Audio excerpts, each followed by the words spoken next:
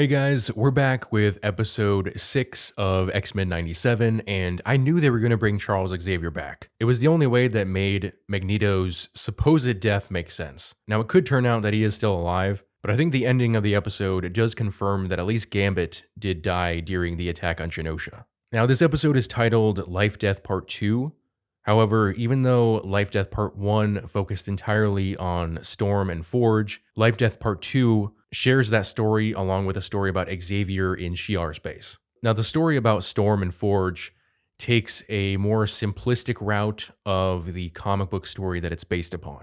In my review of episode number 4, I explained how the adversary in Marvel Comics is basically a Native American trickster god who desires to destroy the world and remake it in his image, and saw Forge with his magical abilities and Storm as an obstacle to that. Whereas in the story, the adversary is still a demon.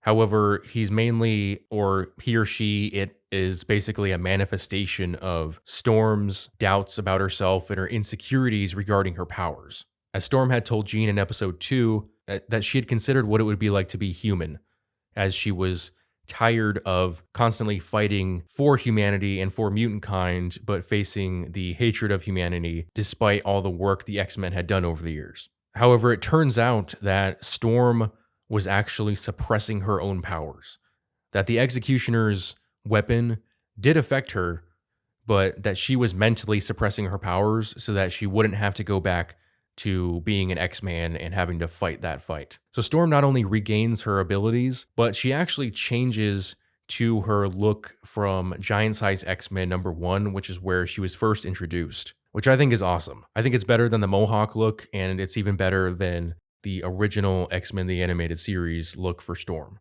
So she regains her powers and defeats the adversary, and we even get to see Forge use a little bit of his magic. However, he assigns the teaching of that magic to his mother rather than the guy who taught him in the comics. And I guess that was just another part of simplifying the story, because in the comics, his master had assigned him the duty of fighting the adversary one day, and that's what caused Forge to basically run off to the military and deny that part of himself. And so the writers had to water down that story in order to fit it into half of this episode. But after Storm's regained her powers and Forge has healed after being wounded by the adversary, they see on the news that the mutants that are trying to return to their former home nations after the destruction of Genosha are not being permitted to do so, and that rumors are flying of a possible evolutionary war. Now, Evolutionary War was actually a storyline involving the High Evolutionary, but I seriously doubt it has anything to do with that, and that it's simply a war between humans and mutants. But now let's talk about Charles Xavier.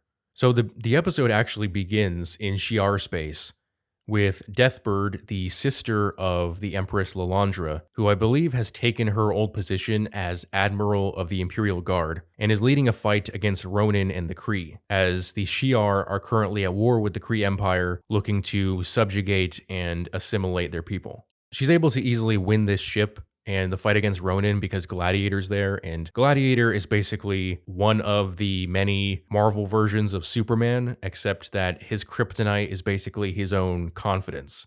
So his powers are raised and lowered by his level of confidence. And there's also a non-voiced cameo by the character Vulcan. Now, Vulcan is the third of the Summers brothers after Scott and Alex, and he's actually the most powerful. He has this whole crazy backstory in the comics, and he eventually becomes a villain and takes over the Shi'ar Empire after killing Lilandra. Except here, he's just shown as a member of the Imperial Guard. And with how X-Men 97 has handled certain storylines so far, I seriously doubt that they're going to get into any part of that storyline or even reveal his identity. In fact, I don't believe they've even revealed to Scott Summers that Havoc is his brother yet. So unless they have plans for him in the future, I don't see why they even put him in there in the first place. Back on the Shi'ar homeworld, Charles Xavier is named the consort and therefore the emperor of the Shi'ar Empire. However, this is met with a huge uproar from the Shi'ar people and the High Council, and especially from Lilandra's sister Deathbird, who doesn't want to see the Shi'ar blood mixed with the filthy mutant blood of Earth. And she challenges Charles Xavier to not only prove his loyalty to the Shi'ar, but also to Lilandra by erasing all of his memories of his life on Earth, including the X-Men.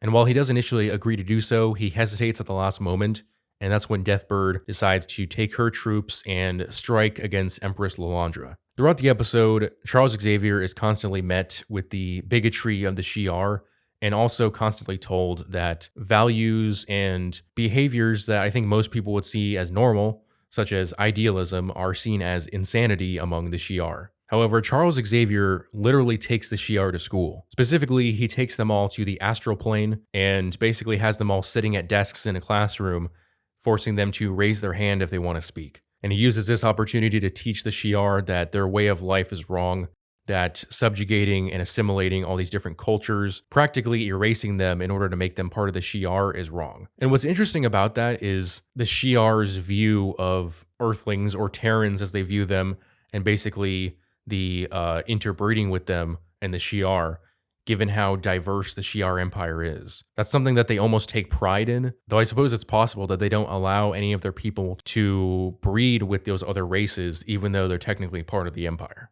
Just as Xavier is about to convince the High Council to, I don't know if they were going to renounce their ways or simply accept Xavier, but he suddenly receives psychic backlash and he sees desks full of skeletons as well as the dead body of Gambit. And so I'm not sure if this is a premonition of the future or if he's just so close emotionally to the X-Men that he was able to see a bit of what happened at Genosha, possibly even a connection to either Jean Grey or Madeline Pryor. And with this experience, Xavier decides to abandon Lilandra and the Shiar and go back to Earth to his X-Men, as I assumed he would. And so episode 7 is going to see the X-Men dealing with the fallout of Genosha and probably focus on the grieving process of Rogue, who lost both Gambit and Magneto, but it will also see the return of both Storm and Charles Xavier to the X-Men, in a way making them whole again outside of Gambit. Although we could see Forge act as a replacement for Gambit. Not that they have similar abilities, but he would just be an added member of the team. And I guess he would add better tech support to the team. I mean, I know Beast is kind of the resident smart guy, but I think in terms of technology specifically, Forge has an advantage simply because of his mutant ability.